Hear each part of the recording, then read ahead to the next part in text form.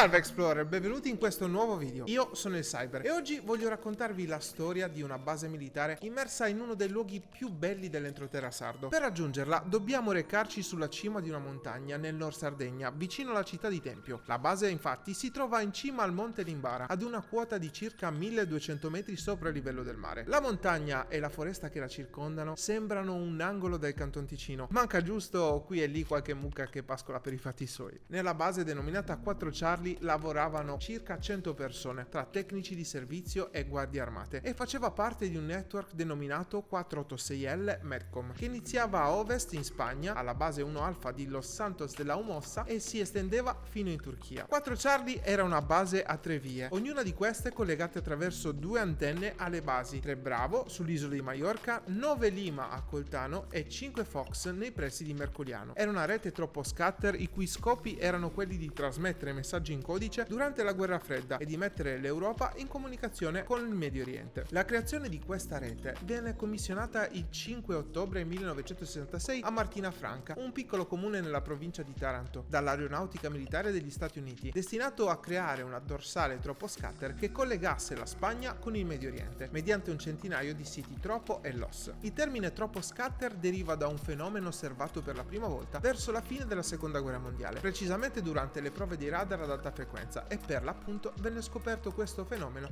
che venne chiamato scattering troposferico, che significa letteralmente spargimento troposferico. Si notò infatti che parte dell'emissione elettromagnetica trasmessa dalle antenne subiva uno spargimento dovuto alle condizioni fisiche dei gas e delle particelle che compongono la troposfera. Questo spargimento faceva sì che anche una piccola parte del segnale emesso ad alte frequenze, destinato poi a perdersi nello spazio, veniva poi riflesso verso il basso e tornava sulla Terra, permettendo a due stazioni molto distanti tra di loro, nonostante la curvatura terrestre, di comunicare. E così venne elaborata una tecnologia in grado di comunicare in modo efficace e stabile. Come vi stavo spiegando, venivano usate 2 antenne per ogni singolo ponte radio. Uno dei motivi principali era per ovviare al problema cosiddetto di dispersione, che può verificarsi a seconda delle condizioni fisiche della troposfera. Quindi la dispersione di segnale avrebbe potuto causare dei piccoli buchi nella comunicazione. E per risolvere il problema, sai che si sono inventati?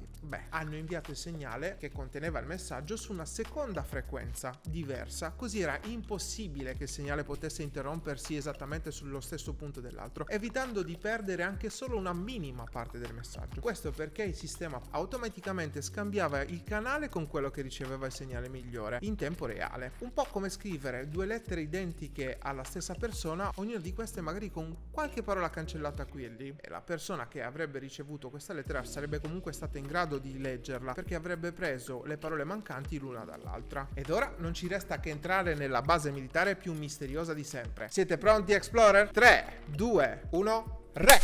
Eccoci ragazzi, finalmente siamo arrivati alla vecchia base USAF del Monte Limbara.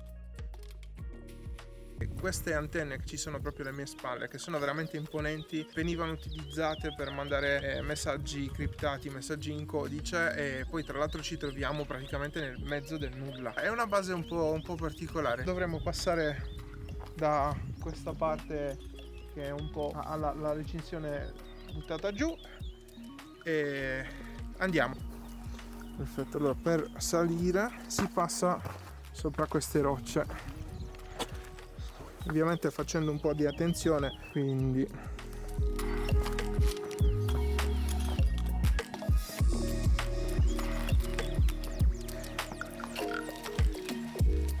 sembra quasi di stare in un videogioco. Ecco, adesso attraversiamo questo campo minato. No, non è vero, non credo che sia minato, anche se probabilmente ha un po' tutta l'aria di essere minato.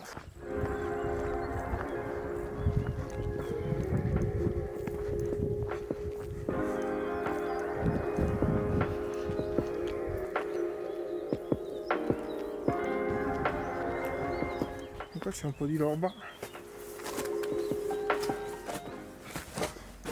Come potete vedere ragazzi, c'è tanta spazzatura, però ci sono ancora tutti i quadri elettrici. Chissà che cosa trasmettevano con quelle antennone giganti.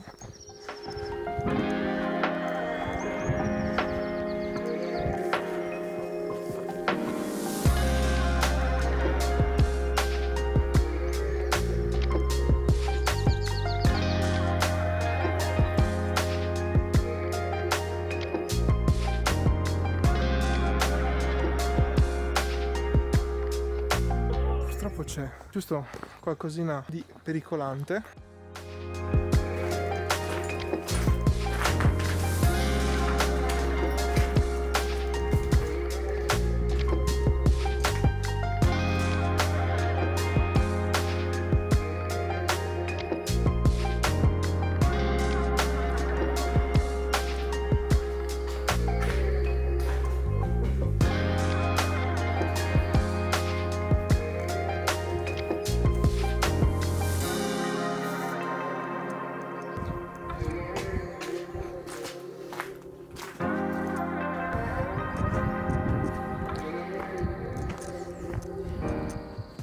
Era una sorta di officina. Sembra tutto molto, come dire, molto stile Fallout.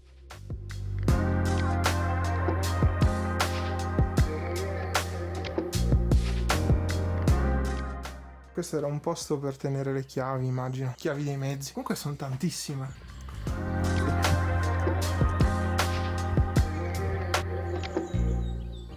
Raga, solo in Fallout si vedono certe cose.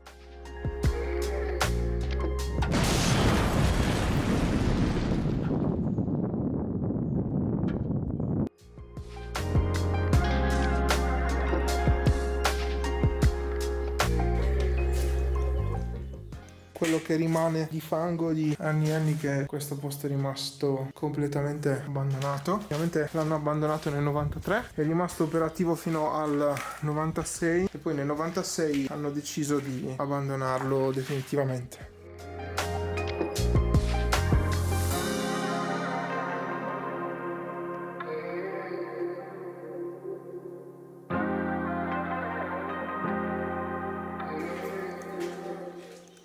Cioè, guardate dove vengono a fare il nido gli uccellini, nei posti più impensabili.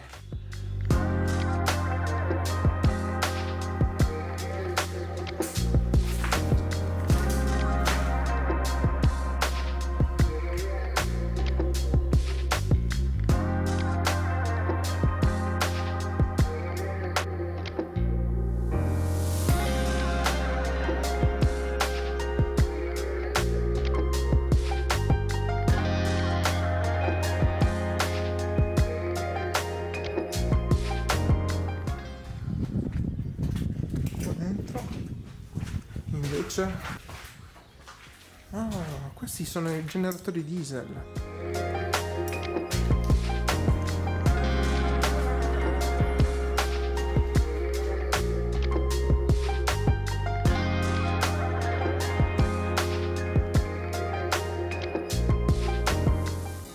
Ci sembra quasi che qualcuno l'abbia abbandonato e se ne sia andato subito di fretta e furia.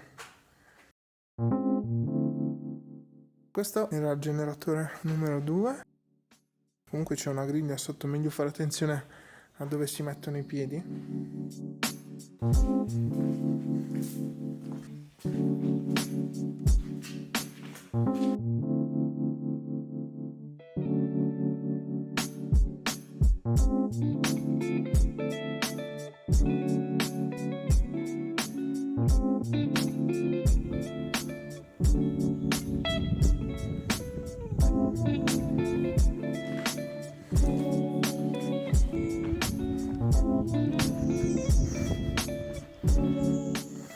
Questo era l'impianto di areazione.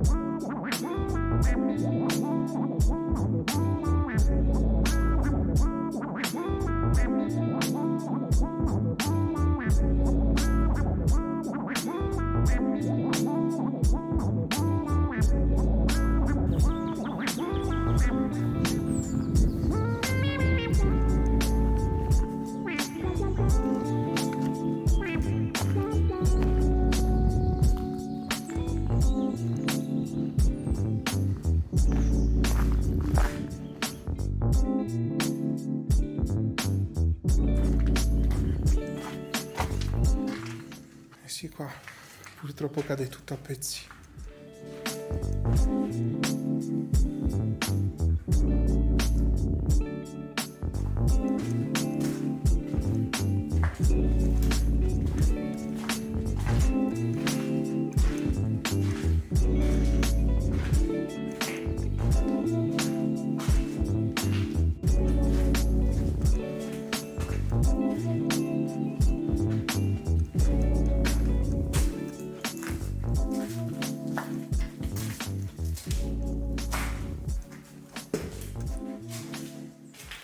E questo era un altro bagno.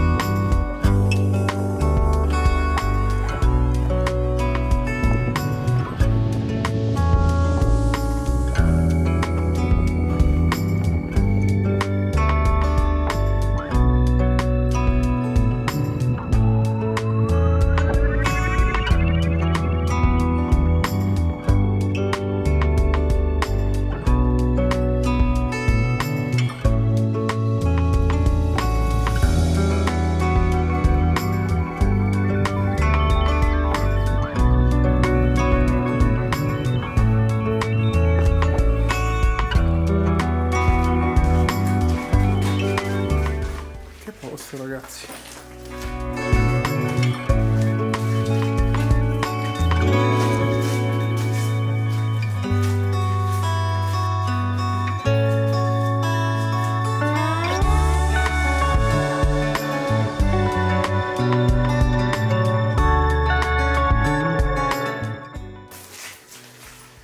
questo è un altro quadro elettrico.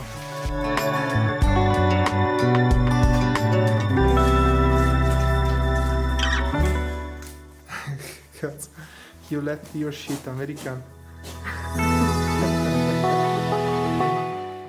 Bellissima questa frase. Nessuna pace per chi vive di guerra. Proprio molto attuale.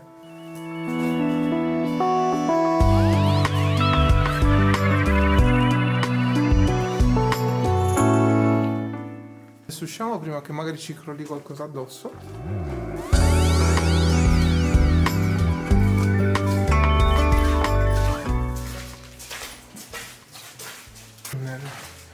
Questa è la parte di sopra che è crollata perché è tutto marcio il ferro.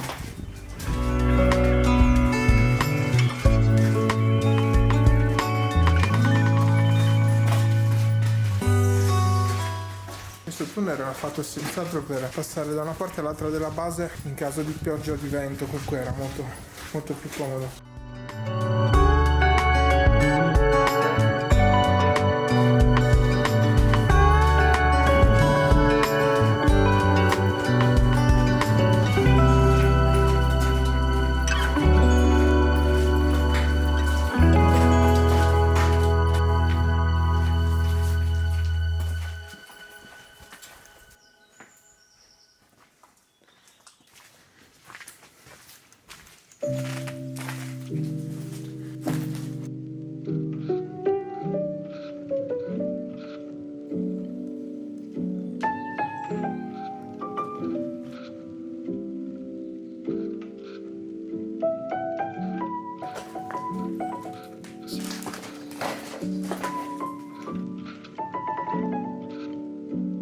E questa invece è la cella freezer. Wow.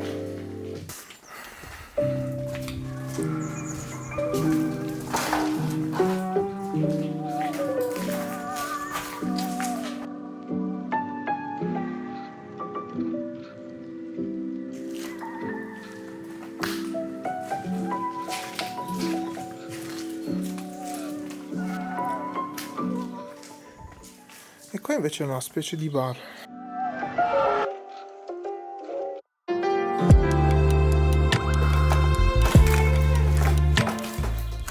Speriamo che la smantelleranno e che ci faranno sorgere qualcosa di più utile che questo cumulo di macerie che si sono lasciati dietro gli americani. È una vergogna da lasciare così.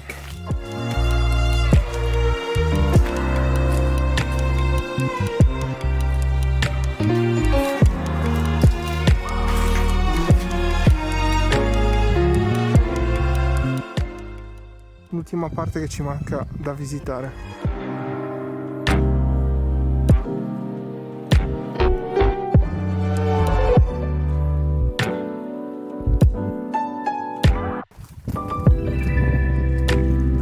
Sembra una gabbia di Faraday. Potrebbe essere una gabbia di Faraday per i fulmini.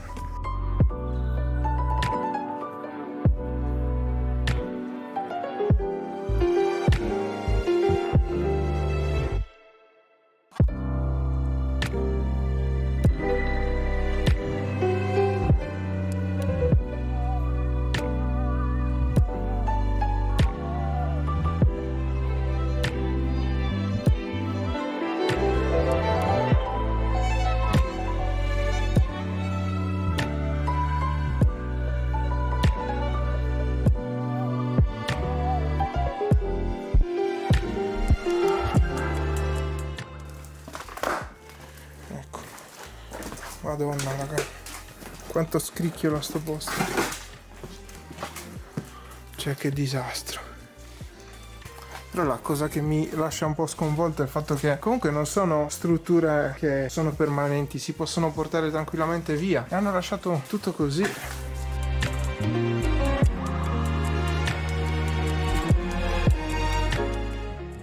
Ovviamente sono buttate giù dal vento, poi magari i vandali che sono venuti dopo hanno dato il colpo di grazia.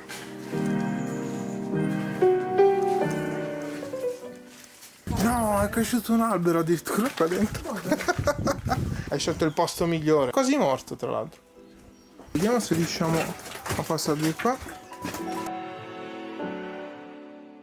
Bello ragazzi, comunque sì, gli americani avrebbero potuto pulirlo questo posto prima di andarsene ovviamente, però c'è anche da dire che l'amministrazione del comune dove siamo non si è occupata granché di questo posto qua, che tra l'altro è anche un po' inquinato, perché comunque sicuramente le sostanze che sono rimaste all'interno della base, i vari impianti che ci sono, comunque sia le moquette, tutta una serie di cose che sono rimaste, si sono degradate ovviamente. Quelle poi chiaramente con l'acqua sono filtrate nel terreno e sicuramente non hanno fatto proprio bene all'ambiente, e comunque è un peccato vedere questo posto così in questo totale stato di abbandono.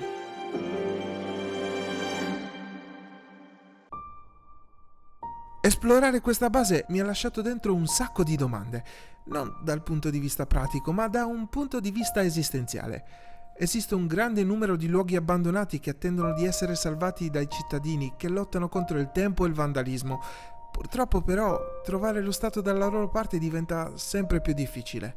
Mi piace pensare comunque che possiamo cambiare le cose. Siamo in grado di trasformare questi luoghi in oasi di storia e di avventura, salvandoli dal loro inesorabile destino. Per questo è necessario che la comunità si unisca per salvare questi luoghi prima che diventino inutili macerie. L'obiettivo deve essere quello di trasformare le storie del passato in opportunità future, offrendo per esempio strutture di aggregazione e luoghi di avventura per tutti, specialmente per i più giovani e gli anziani, che possano essere ispirati dalla storia di questi luoghi o trasmetterne il ricordo, e non che diventino solo tristi punti di rimpianto.